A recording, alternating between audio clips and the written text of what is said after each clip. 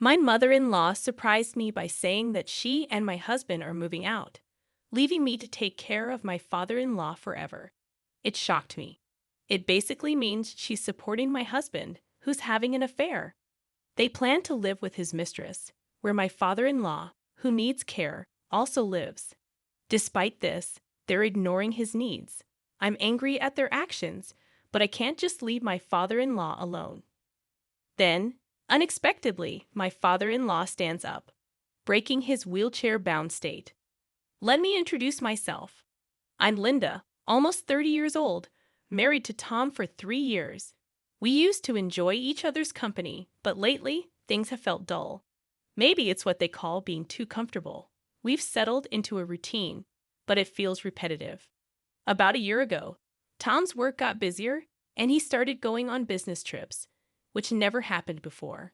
Although he provides for us financially, and I have a job too, I can't shake the feeling that something's wrong. Even when he's home, our connection seems strained. Others might think we've fallen out of love. But that's not the end of the story. For us, this was just how our marriage worked. Even though every day felt the same, it was normal for us. Then, one day, I came home from work to find my husband there, much earlier than usual.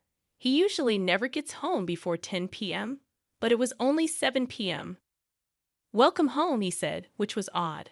So, I asked him why he was home so early. He explained that his dad had been in an accident at work and was in the hospital. Apparently, his dad's car was hit by another car running a red light, leaving him paralyzed in both legs and one arm. Thankfully, his life wasn't in danger, but he'd have to use a wheelchair from now on. It was devastating news. My father-in-law, who loved outdoor activities like hiking and fishing, now had to rely on a wheelchair. He was always so helpful and treated me like his own daughter. Seeing him in this condition was heartbreaking. My husband's mom called him about the accident since he works for a different company than his dad. He's frustrated because he can't visit his dad right away. And I'm saddened by the fact that such a kind man ended up in a wheelchair because of an accident. But there was no time to be shocked. He looked me in the eyes and said, "Linda, Mom has a favor to ask about Dad." "What did she ask?" I replied. "She's asking if we can help take care of him together." Take care of Dad together. Yeah, Mom's getting older, and it might be tough for her to do it alone. So she thinks it would be a big help if we both chip in. So, basically, we have to move to your parents' house? Yeah, we'll have to. There's enough space for us there. Is that okay? I couldn't answer. I cared a lot about my father-in-law, and I loved him. But agreeing to suddenly take on caregiving, something I'd never done before, was difficult. "I know it's new and tough," my husband said, holding my hand. "But if we leave it all to Mom, she might struggle too. Please, Linda, I know it's hard, but if we work together, we can do it." "It's going to be hard," I replied, "but I have a job too." "I want you to quit your job and focus on caring for Dad with Mom. I'll take care of the expenses." "Quit my job?" I was taken aback. "Yes, I'll support you financially. Dad in his wheelchair and Mom need your help." Seeing him so desperate, it was hard to refuse, so I quit my job as he suggested and started caring for my father-in-law. As time passed, one evening during dinner, my husband suddenly stood up. "I decided to take over Dad's company and become the president," he announced. My father-in-law was surprised but inwardly pleased. With tears in his eyes, he said, "Tom, I can't believe you do this. You always said you wouldn't work at my company." I was just embarrassed. But in this condition, I can't leave the company alone, can I? "Thank you," my father-in-law said, relieved. I was worried about the future of the company. I'm glad to leave it in trusted hands. But when Tom said, "I want to leave it to you," my father-in-law replied, "I knew you'd say yes. I'll do my best as a son. Please create a good working environment for my employees," my father-in-law added. "Of course," Tom assured him. After this exchange, Tom became the president of his father's company, while his father-in-law took on the role of chairman. Despite the typical image of a chairman being associated with retirement, there was still a lot of work to be done. However, my father-in-law left the actual operation of the company in Tom's hands. Within just 2 months of taking over as president, Tom started coming home late every night. Initially, I thought it was because he was still getting used to the job, but it seemed strange to work overtime consistently for 2 months. Another reason for my suspicions arose from the smell Tom had when he returned home. One night, unable to sleep, I heard him come in. He smelled of soap, which was unusual. When I questioned him, he became defensive, blaming his late nights on taking over his father's business. But as he hurried to bed, I couldn't shake off my unease. His evasiveness only heightened my suspicions. When I tried to ask him more questions, he became irritated, brushing off my concerns. Something didn't add up, and I couldn't ignore it any longer. As I arrived home tired, I didn't mean to accuse him of anything. I was just curious. But Tom took it as an accusation of cheating. He argued that he's working hard every day so I can live comfortably. I understood his point, but I still felt uneasy. When I tried to apologize, he ignored me and went upstairs, deliberately making noise. In the bedroom, he turned away from me and started using his smartphone. The next day, my mother-in-law, informed by Tom about our argument, approached me angrily. She accused me of suspecting Tom of cheating just because he works hard for me.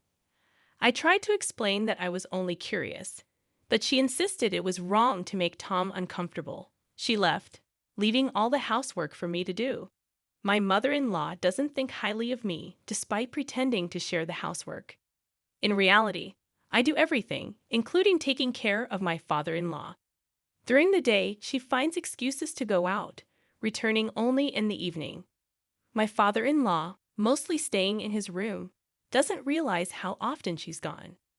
She's even warned me not to say anything odd to my father-in-law and Tom, further straining our relationship. I felt the unfairness of my self-centered mother-in-law, but all I could do was silently carry on with the housework and caregiving.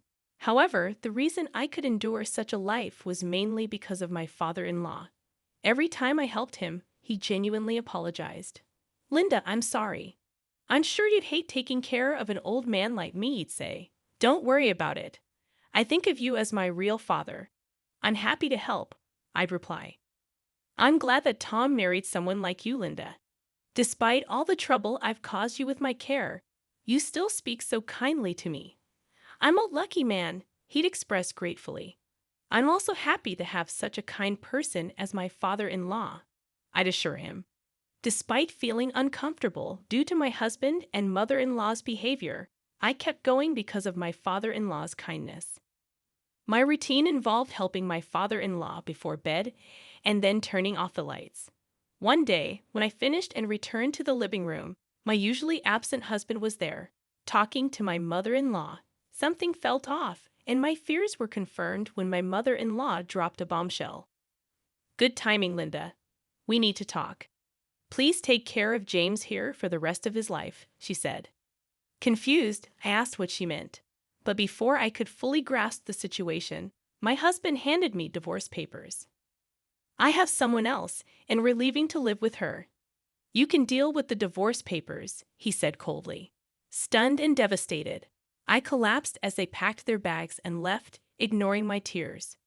Alone in the silent living room, tears streamed down my cheeks. Then, my father-in-law appeared in his wheelchair. "Linda, what happened?" "I heard noise and came to see," he asked, concerned. I struggled to find words, my heart heavy with pain and confusion. I confided in my father-in-law about what had happened earlier. His expression grew stern as he listened, and by the end, his eyes burned with determination. Suddenly, he stood up, his voice commanding like never before. "Linda, let's fight back," he said firmly. Concerned, I glanced at his legs, but he apologized for keeping it a secret and revealed that he could walk. Assuring me not to worry, he declared he was ready. From a drawer, he produced a large envelope, revealing its contents, evidence of my husband's infidelity and even my mother-in-law's. Shocked, I learned that since becoming president, Tom left work exactly on time every day, despite returning home well after midnight. Suspicious, my father-in-law had hired a private investigator to look into him, uncovering his affair. Additionally, my mother-in-law's daytime absences were also investigated, leading to the discovery of her own infidelity. Astonishingly, she seemed aware of Tom's affair, as evidenced by photos of them together. My father-in-law had recently obtained this evidence and debated when to tell me. "It's not right to say this," he began, "but I believe it's time to confront them." "I'm glad I could tell you," I replied to my father-in-law's support. "I can't stand it like this. I want to fight back." "Leave the rest to me," he'd assured me, promptly making a call to someone from the company. As a result, my husband was ousted from his position as president. Following my father-in-law's advice, I filed for divorce and demanded division of property from Tom through my lawyer. About a week later, Tom visited my parents-in-law's house. Outraged, he confronted me and my father-in-law, demanding to know why his infidelity led to losing his presidency. My father-in-law didn't hold back, blaming him for neglecting his care duties and causing me suffering. He disowned Tom, forbidding him from ever entering the house again. Desperate, Tom begged me to persuade my father-in-law to forgive him and withdraw the divorce. He promised to end his affair and drop the demand for division of property. His selfishness disappointed me. Despite everything, he only thought of himself. "To withdraw the divorce," I repeated, incredulous. At this point, what are you even saying? I never asked for that. I'm glad to be divorced from a scumbag like you. I'm not going back to you ever again, I asserted firmly. Of course, why should I have to be married to a scumbag like you? Your divorce and being ousted as president are your own doing. It's the seeds you sowed. Confused and desperate, Tom tried to backtrack, claiming the divorce papers were just a threat. "I thought so," I retorted. "You, your mother, your mistress. I hope you all go to hell together. Keep holding onto your spoiled ideas of getting help from someone." I chased him out of the front door, slamming it shut. From outside, I could hear Tom's wails begging for forgiveness, but neither my father-in-law nor I responded. Learning that Tom was ousted as president, his mistress promptly threw both him and his mother out of the house. With nowhere else to go, they were forced to live in a cheap motel for a few days. Losing their jobs depleted their savings, and they struggled to make ends meet, eventually going into debt. Working as day laborers, they couldn't afford rent and lived from day to day. Meanwhile, I continued to care for my father-in-law in his house. "You're welcome to stay here as long as you like," he told me after the divorce. Grateful for his kindness, I decided to continue living with him.